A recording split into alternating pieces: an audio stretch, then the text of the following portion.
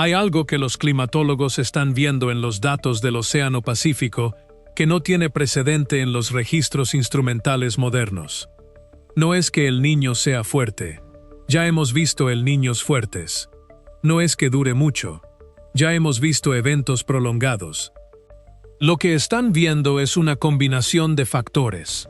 Una configuración específica de temperatura oceánica, presión atmosférica y comportamiento de la corriente de chorro, que no aparece en ningún punto de la base de datos instrumental que comienza en 1950.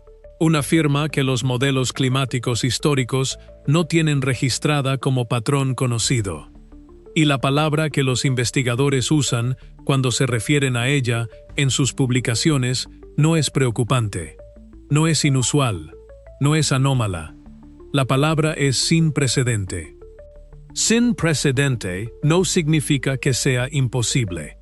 Significa que ninguna persona viva en este planeta ha visto este patrón antes. Significa que los modelos con los que proyectamos el comportamiento del clima fueron calibrados con datos históricos que no incluyen este escenario. Significa que cuando intentamos predecir qué va a hacer este patrón en las próximas semanas y meses, estamos operando en territorio donde los mapas terminan. Para entender por qué este patrón no tiene precedente, primero necesitas entender cómo los climatólogos clasifican los eventos de El Niño. No todos los El Niños son iguales. No es simplemente agua cálida en el Pacífico o agua fría. Es dónde está esa agua cálida, qué tan cálida es, cómo interactúa con la atmósfera encima de ella, y cómo esa interacción modifica los patrones de viento y lluvia en el resto del planeta. Los climatólogos han identificado históricamente dos tipos principales de El Niño. El primero es el El Niño del Pacífico Este, el clásico, el que la gente conoce, donde el calentamiento máximo ocurre frente a las costas de Perú y Ecuador. Este es el tipo que produce las lluvias en el desierto de Atacama, las sequías en Australia e Indonesia, y las perturbaciones en el monzón asiático que hemos discutido en episodios anteriores. El segundo tipo es el El Niño Modoki, una palabra japonesa que significa algo así como similar pero diferente, donde el calentamiento máximo no ocurre en el Pacífico Este, sino en el Pacífico Central, con agua más fría a ambos lados. Este tipo tiene efectos climáticos globales distintos del clásico. Afecta regiones diferentes, con intensidades diferentes, y en algunos casos produce efectos opuestos a los del El Niño clásico en las mismas regiones. Lo que los instrumentos están registrando ahora no encaja limpiamente en ninguna de esas dos categorías. El patrón actual muestra calentamiento simultáneo en el Pacífico Este y en el Pacífico Central con una intensidad comparable en ambas regiones, algo que históricamente tiende a ocurrir en una región u otra, no con igual fuerza en las dos al mismo tiempo. Y ese calentamiento simultáneo está interactuando con la temperatura base del océano, que como hemos discutido en episodios anteriores, está aproximadamente 1 grado Celsius más cálida que en cualquier punto de la historia instrumental, de una manera que produce una firma atmosférica que los modelos no tienen en su base de datos de patrones conocidos. Los índices que los climatólogos usan para caracterizar El Niño, el índice ENSO, el índice NAI, el índice ENSO, decadal, están mostrando valores que en su combinación específica no aparecen en ningún punto de los registros desde 1950. Aquí está la razón fundamental por la que este patrón no tiene precedente, y es una razón que va más allá de El Niño en sí mismo. El Océano Pacífico en 2024 y 2025 no es el mismo océano que existía durante los grandes El Niños del pasado. No es el mismo océano que durante el El Niño de 1997-1998, que durante décadas fue considerado el más intenso de la era instrumental. No es el mismo océano que durante el El Niño de 1982-1983, que antes del 97 tenía ese título. El océano ha cambiado. de maneras medibles, documentadas y con consecuencias que todavía estamos aprendiendo a entender completamente. La temperatura de la superficie del océano global en 2023 y 2024 rompió récords históricos con un margen que sorprendió a los propios climatólogos. No fue simplemente el año más cálido en el registro, fue más cálido que cualquier año anterior por un margen mayor del que los modelos proyectaban para esta fecha. Pero la temperatura de la superficie es solo la parte visible del problema. Lo que está ocurriendo en las capas más profundas del océano es igualmente, en algunos aspectos más, preocupante. El calor que el océano ha absorbido en las últimas décadas no se ha quedado en la superficie. Se ha distribuido hacia profundidades de cientos de metros. El contenido calórico total del océano, medido no solo en la superficie sino en toda la columna de agua hasta profundidades significativas, ha estado alcanzando récords consecutivos durante años. ¿Por qué importa esto para el niño? Porque el niño no es solo un fenómeno de superficie. Es una interacción entre la superficie del océano y la atmósfera encima de ella. Cuando la capa superficial cálida es más profunda, cuando el calor penetra más abajo en la columna de agua, el niño tiene más energía disponible para alimentar sus efectos atmosféricos. Es más persistente. Es más difícil de interrumpir por los mecanismos naturales que normalmente terminan un evento de El Niño. Y hay otro factor que hace de este patrón algo genuinamente nuevo. Las temperaturas en el Atlántico Norte, aparentemente desconectadas de El Niño en el Pacífico, también están en niveles sin precedente. Y existe evidencia creciente de que las temperaturas anómalas del Atlántico Norte pueden interactuar con El Niño en el Pacífico a través de teleconexiones atmosféricas, conexiones a distancia a través de patrones de presión y viento, de maneras que modifican sus efectos de formas que los modelos calibrados en periodos históricos de menor calentamiento no capturan completamente. El título de este video dice que el patrón está creciendo. Necesito ser preciso sobre lo que eso significa, porque es fácil malinterpretarlo en ambas direcciones. No significa que el niño mismo esté intensificándose de manera continua hacia valores cada vez más extremos sin límite. Los eventos de El Niño tienen dinámicas propias que eventualmente los llevan a su fase de decaimiento y transición hacia la niña. Lo que está creciendo es algo diferente y en varios sentidos más preocupante. Lo que está creciendo es la extensión geográfica de las anomalías de temperatura oceánica que acompañan a este patrón. Las regiones del Pacífico que muestran temperaturas significativamente por encima de su promedio histórico para esta época del año se han expandido en los últimos meses. Las isótermas, las líneas que delimitan las zonas de temperatura similar en el mapa oceánico, se han desplazado hacia latitudes más altas de lo que es típico para un evento de El Niño de esta fase.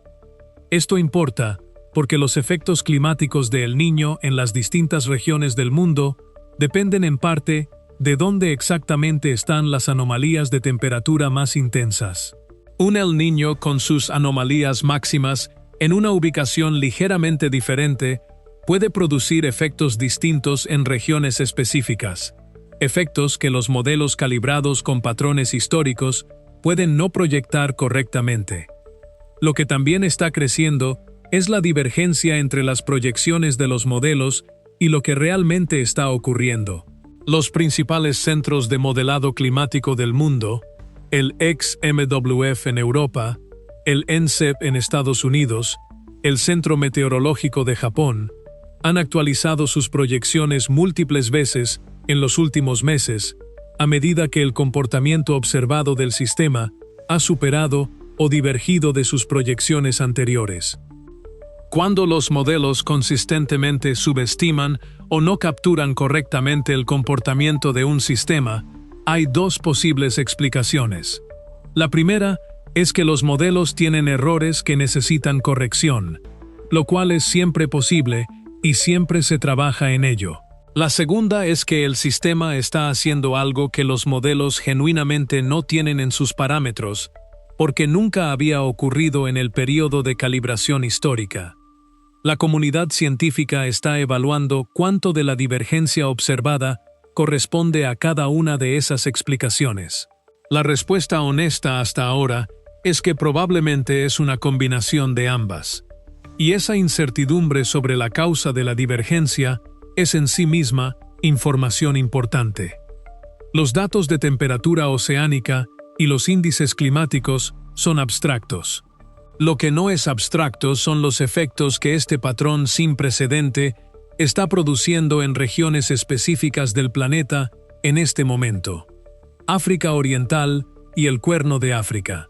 Esta región experimentó en el período 2020-2023 la peor sequía en 40 años, asociada con un período inusualmente prolongado de la Niña. Cuando el Niño llegó, trajo lluvias que en algunas zonas fueron bienvenidas después de años de déficit hídrico. Pero la distribución de esas lluvias, dónde cayeron, cuándo cayeron, con qué intensidad, no siguió los patrones históricos de lo que el Niño típicamente produce en la región. Las inundaciones ocurrieron en zonas que históricamente no experimentan inundaciones durante el Niño. Las lluvias en algunas zonas agrícolas fueron insuficientes a pesar de que los totales regionales eran elevados. Los agricultores de subsistencia que durante generaciones habían aprendido a anticipar el comportamiento del clima durante el Niño, se encontraron con que ese conocimiento acumulado no les servía completamente esta vez. El patrón que conocían y el patrón que estaban experimentando no coincidían del todo. El sur de Asia. El monzón de 2024 mostró una distribución espacial y temporal que difirió de los patrones históricos de El Niño, de maneras que los modelos no proyectaron con suficiente anticipación. Algunas regiones del norte de India recibieron lluvias muy por encima de lo normal en momentos que históricamente son secos durante el Niño. Otras zonas del sur, que históricamente reciben lluvias adecuadas incluso durante el Niño, tuvieron déficit. El resultado fue una mezcla de inundaciones y sequías simultáneas en el mismo país, que complicó enormemente la respuesta agrícola y de gestión hídrica. América Central y el Caribe. El corredor seco, la región que discutimos en el episodio sobre la ola de calor en México, mostró patrones de lluvia que en algunos meses fueron consistentes con el Niño clásico, y en otros meses fueron consistentes con algo diferente, como si el sistema estuviera alternando entre dos regímenes distintos en vez de mantener el patrón predecible que los agricultores y los gestores de recursos hídricos necesitan para planificar. Australia. Históricamente, el Niño produce sequía en el este de Australia. El patrón actual ha producido condiciones que en algunas regiones son consistentes con ese historial, y en otras son notablemente diferentes, con algunas zonas del este recibiendo lluvias superiores a lo normal durante fases del evento en que históricamente hubieran estado en sequía.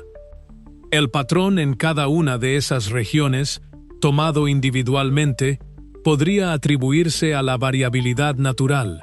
Podría ser simplemente un El Niño que se comporta de manera algo atípica en esa región específica, en ese momento específico.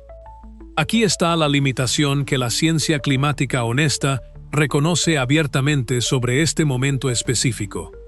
Los modelos climáticos que usamos para proyectar el comportamiento de El Niño y sus efectos globales fueron construidos y calibrados usando datos históricos.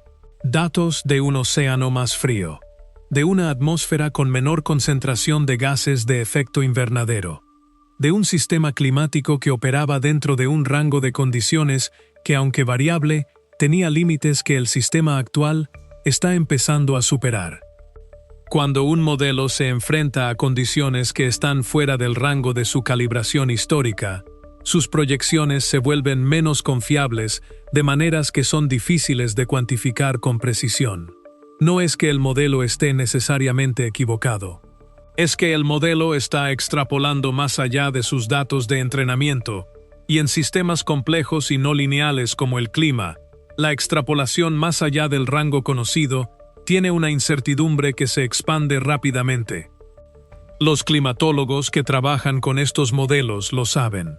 Los documentos técnicos de los principales centros de modelado reconocen esta limitación con un lenguaje que es cuidadoso, pero claro para quien sabe leerlo. Lo que significa en términos prácticos es esto. Las proyecciones que los modelos hacen sobre cuándo terminará este evento de El Niño, qué tan intensa será la transición hacia la niña, y cuáles serán los efectos climáticos regionales en los próximos 6 a 12 meses, tienen una incertidumbre mayor que la que tendrían para un evento histórico típico. Y esa mayor incertidumbre tiene consecuencias reales para los sistemas que dependen de esas proyecciones para tomar decisiones. Los sistemas de planificación agrícola que usan las proyecciones de El Niño para decidir qué cultivos sembrar y cuándo. Los sistemas de gestión de reservorios de agua que usan las proyecciones para decidir cuánta agua retener versus cuánta liberar. Los sistemas de alerta temprana de sequía e inundación que usan las proyecciones para activar respuestas preventivas. Todos esos sistemas están operando con proyecciones que tienen una confiabilidad menor de lo normal, en un momento en que las apuestas, en términos de seguridad alimentaria e hídrica, para cientos de millones de personas, son tan altas como siempre. Hay un elemento de este patrón sin precedente que merece atención específica porque amplifica todos los demás efectos de maneras que los análisis individuales de El Niño frecuentemente no capturan. La velocidad del cambio. No solo el estado final del sistema importa. La velocidad a la que el sistema llegó a ese estado importa tanto o más para las consecuencias sobre los ecosistemas y las comunidades humanas. Los ecosistemas, los bosques, los arrecifes de coral, los humedales, los sistemas agrícolas, tienen una capacidad de adaptación que depende del tiempo. Un cambio gradual da tiempo para ajustes. Un cambio rápido no. Los arrecifes de coral, que son los ecosistemas marinos más biodiversos del planeta y que proveen sustento directo a cientos de millones de personas a través de la pesca, han experimentado el mayor episodio de blanqueamiento masivo documentado en la historia, precisamente durante este periodo. El blanqueamiento de corales ocurre cuando las temperaturas del océano superan el umbral de tolerancia de las algas simbióticas que dan color y nutrición a los corales. Los corales expulsan esas algas, se blanquean, y si las temperaturas no vuelven a niveles normales con suficiente rapidez, mueren. La velocidad a la que las temperaturas oceánicas alcanzaron niveles sin precedente durante este evento no dio tiempo a muchos de los arrecifes más vulnerables para adaptarse. El resultado ha sido mortalidad de corales en escala masiva en múltiples regiones. El gran arrecife de coral en Australia, los arrecifes del Caribe, los sistemas de arrecifes del Indo-Pacífico. La muerte de arrecifes no es solo una pérdida ecológica, es una pérdida de infraestructura natural que protege a las costas de la erosión y de la fuerza de las olas durante tormentas y huracanes. Es una pérdida de los ecosistemas de los que depende la pesca artesanal de millones de comunidades costeras en países en desarrollo. Y más relevante para nuestra discusión esta noche, la velocidad sin precedente de este patrón de calentamiento ha reducido el tiempo disponible para que los sistemas de respuesta, tanto los ecosistemas naturales como los sistemas humanos de planificación y adaptación, se ajusten a condiciones nuevas antes de que esas condiciones produzcan consecuencias irreversibles. Quiero dedicar un momento a lo que realmente significa la frase del título de este video, porque es fácil decir sin precedente y difícil entender completamente lo que eso implica. Los registros instrumentales del océano, mediciones sistemáticas de temperatura, salinidad y otros parámetros en puntos distribuidos por todo el Pacífico, comienzan a ser suficientemente densos y confiables aproximadamente en los años 1950. Antes de eso hay datos. pero con menor cobertura geográfica y menor frecuencia temporal. 75 años de registros instrumentales. Hay personas vivas hoy que nacieron antes de que esos registros comenzaran. Y en esos 75 años de datos, este patrón específico, esta combinación de anomalías de temperatura en el Pacífico Este y Central simultáneamente, sobre una base oceánica global, con el nivel de calentamiento acumulado actual, con la configuración atmosférica que lo acompaña, no aparece. Podemos ir más atrás usando registros paleoclimáticos, datos extraídos de núcleos de hielo, anillos de árboles, corales y sedimentos oceánicos que nos dan información sobre el clima de siglos y milenios anteriores. Y esos registros paleoclimáticos sugieren que las condiciones oceánicas que estamos viendo ahora no tienen equivalente en al menos los últimos 2000 años. 2000 años. Toda la historia del Imperio Romano. Toda la historia de las grandes civilizaciones mesoamericanas. Todo el período de la historia humana que la mayoría de la gente conoce como historia registrada. En ese período completo, el océano nunca había estado en el estado en que está hoy. Eso no es alarmismo. Es lo que los datos dicen cuando los lees sin filtro. Y lo que hace que sea relevante para la discusión de El Niño es específico.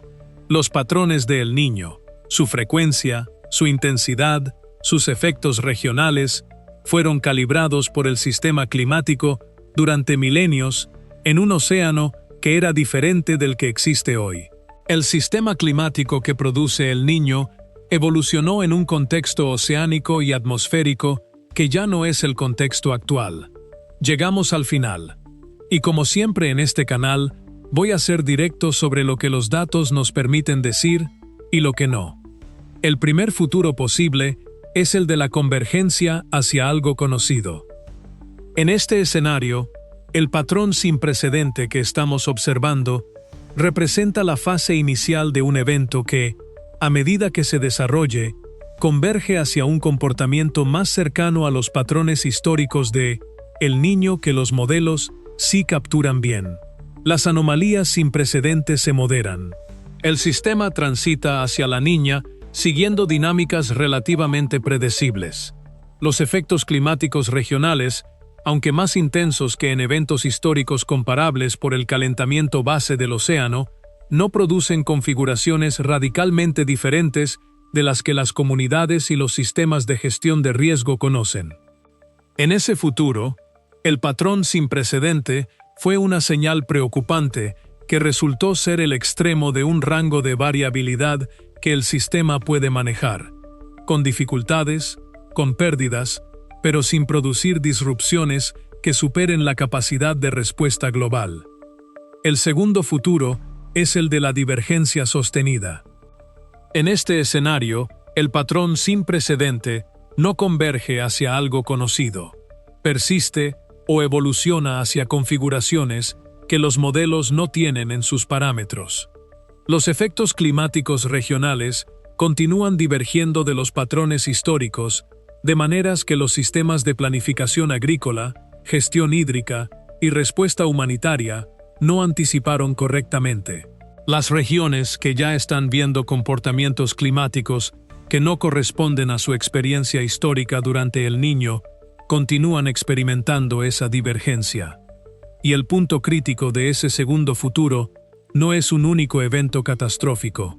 Es la acumulación de disrupciones en múltiples sistemas: alimentario, hídrico, energético, ecosistémico, en múltiples regiones simultáneamente, generadas por un patrón climático, para el que los sistemas de respuesta simplemente no tenían el mapa correcto, porque el mapa nunca había existido.